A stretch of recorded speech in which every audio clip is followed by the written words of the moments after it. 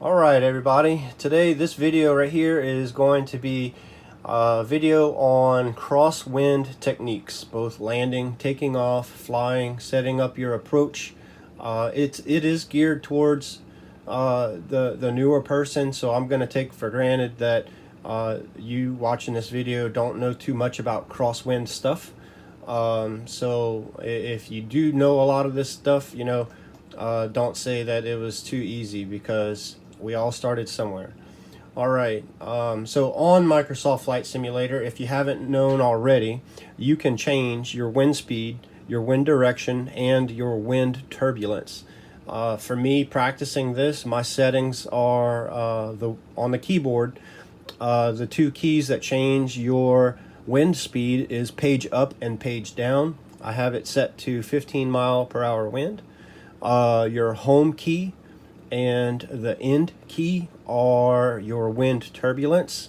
I have that set to 50%. I feel that that's pretty realistic for what we get here in South Louisiana regularly. And the wind direction is the delete key and insert key, and I just rotated that to where you can see the plane had been relaxing for a while. It's been turning into it. So right now I'm pointed directly headed into the wind for crosswind. So let's get it reset here. Alright, so for crosswind stuff, I realize a lot of people don't work. You can see my sticks right there on the transmitter, right? And I realize not a lot of people remember this left stick. A lot of people put the power up and then they forget it, and then they never touch it again.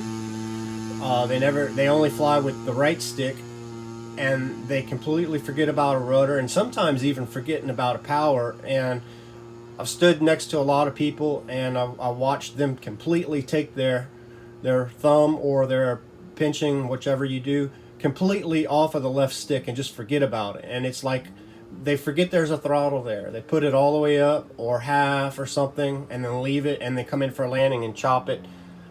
As much as you see, well, first, never take your hands off your stick, because you need to know where your stick is in all times.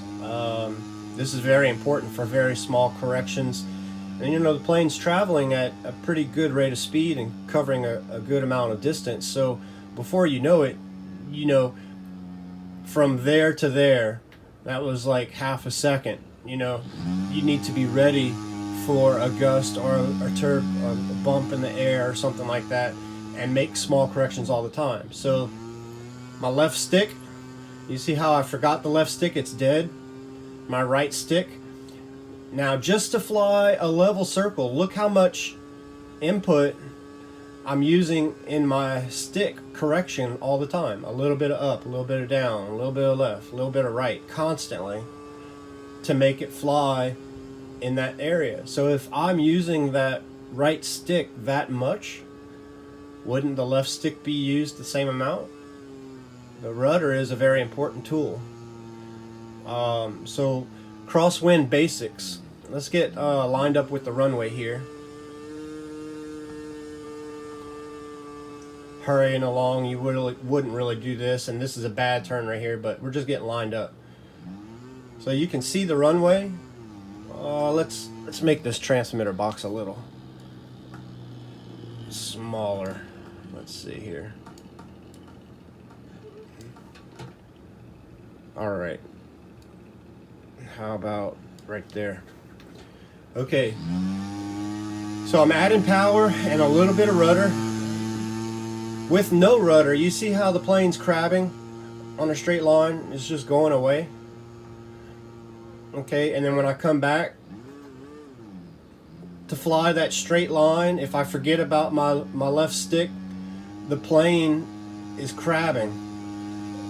It's not flying a straight line, it's kind of flying sideways. Pilots call that crabbing. Just to fly a straight line, it's flying sideways. The wind is blowing it, so you can automatically see the wind direction. Okay, so on the plane's left side is situated where the pilot is standing. That's our pilot line. And for a model airplane field, The pilot line is a line that you're not supposed to fly behind, so that's right there a no-no. However, in a real airport, there is not a pilot line. They set the airplane up based on what is best for the airplane and the wind direction. You can't always do that with a model. You're kind of limited to your airspace. So you have to learn how to put the model in the air where it needs to be for its best performance. Okay, so I'm going across the runway here. I'm crabbing. And I want to set up for a landing. Well, you don't want to turn downwind, not only because of the pilot line, but because turning downwind is harder for the airplane to turn around like that. Okay, you're slow, you got your gear down, you got your flaps down. We'll turn upwind. Now, if you turn too tight right here, you don't go out far enough, look where you end up. Way on the other side. Okay, so let's hurry up and get back over there. I'll show you again. So I'm coming straight down the runway. I turn out. I'm going upwind. Now I'm going to go upwind. This is directly away from the runway. I'm going to go upwind a lot longer than you think, because you don't want to turn downwind a heavy turn. It's a very gradual turn. The plane starts to build up speed to go with the wind. You don't want to stall it going downwind like that. And then look where it lines up. If you go far enough upwind, your radius, your turn, will line you up with the runway. If you don't go far enough upwind, when you turn, you're going to go way beyond the runway. So I'm going to show you how going beyond the runway is bad. This is how a lot of people crash. Okay, so I'm going to go upwind just a little bit. I'm going to turn around. I'm going to make a tight turn so you can stall right there. If you make it past that point and you don't stall, now you're on the other side of the runway. So you have to go upwind more to get with the runway. Then you line up with the runway and your wing can get caught by the wind and blow you over. So what you do, you turn upwind. You go upwind a lot further than you think you need to. A lot further. It's okay to go too far. Nice gentle turn through your turn. By the time you finish that big gentle turn, because the wind's blowing you downwind the whole time.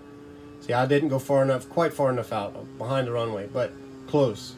Okay, now you have to concentrate on, okay, so that first part, that was flying your pattern and lining up with the runway. So that's that. Now comes the landing part. See, going far upwind, big easy turn. The wind's blowing me downwind right now, and I'm still lining up with the runway. Okay, so the wind is coming from the airplane's right-hand side. I'm going to put the wing that is facing the wind down a little bit, just a little bit. So see how that right wing is dipping a little bit? It's to keep the wing down. In a real airplane, if you don't keep the wing down, if you have a gust, it'll just go over on its side like that. So let me get a little closer. I'm coming back. Now the left wing. Left wing is the upwind wing. You're going to steer with the aileron, keep that left wing down a little bit. If you get a gust right here and your wingtip is up, it'll blow you over and you crash. Okay, so now that's your wing. Now the rudder coordination with the wing is not as bad as you think. It's always opposite, unless you're inverted, but that's another story. So I'm putting the right wing down, a little left rudder. Right wing down, a little left rudder. You steer it like a car on the ground with your rudder, and you just keep that wingtip down. Okay, I'm going to switch. The left wingtip is down, and I'm using right rudder. Cross, aileron to rudder, cross it. Right wingtip down, a little left rudder. Okay, so now we're going to go in for our landing. That was an ugly approach pattern there, is behind the flight line, but this is just to show you. Okay, so I'm going upwind. Good ways upwind, further than you think. Easy turn, turning downwind. Start an easy turn when you turn downwind. That's where you can stall a lot. Wind's pushing you all the way around, you line up with the runway. I'm going to keep that right wingtip down. I'm going to add a little bit of left rudder. Okay, and then you touch down, and you're slowly feeding in more and more and more input until the plane gets real slow. And see where my control is? My aileron is the upwind wing. Always point your upwind wing with the aileron up, and then you just use the rudder as needed, steering. Okay, I'm going to turn around. Now my right wing, my left wing is now upwind. That's pointed aileron side up. It's to help kill the lift on that side of the wing to keep it from blowing over. Okay, taking off. Let's get situated taking off. You ready? So when we take off here, I'm going to add a little bit of upwind wing, a little aileron, just a little bit, and a little bit of rudder, opposite, and it takes off straight. And on a crosswind, if you don't have enough airspeed, right when you take off, what happens? No aileron input, you take off, and they're like, oh no, and that's too late. So beat it ahead of time.